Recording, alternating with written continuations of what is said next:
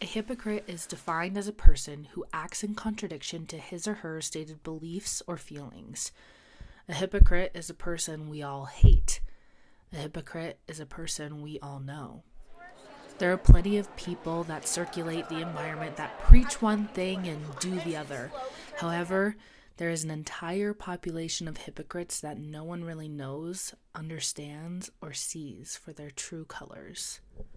These types of people surround you in probably almost every situation because it is so common.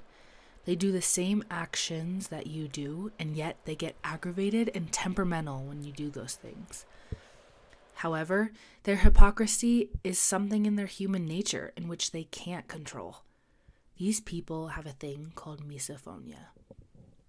Misophonia is a mental disorder that literally means hatred of sound, which makes no sense, considering that sound completely surrounds society and there is no way to be rid of them. So misophonia isn't a phobia where people are scared to listen to noises.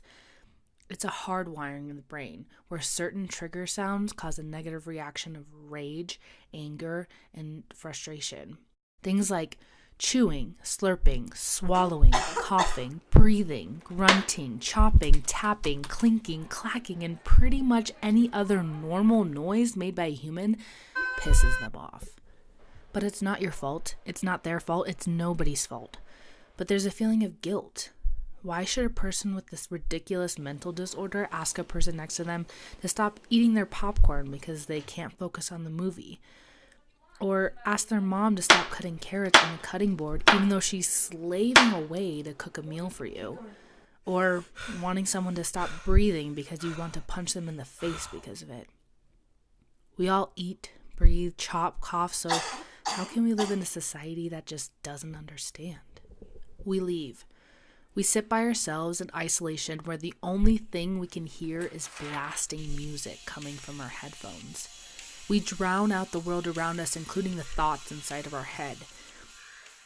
There are deep, dark ideas that sprout when a noise is heard. They come tumbling down, one after another, as if there's no way to put an end to it. There is pain, terror, anxiety, and the deepest anger circulating in our heads, all because of a sound. So, what I ask is that you understand. There is no solution. There is no cure. But there can be help. Mocking, teasing, and ridiculing for a mental disorder like this is only the cause of a sea of tragedy, and more than one person could get hurt. So, respect others and become aware of how they live their struggles.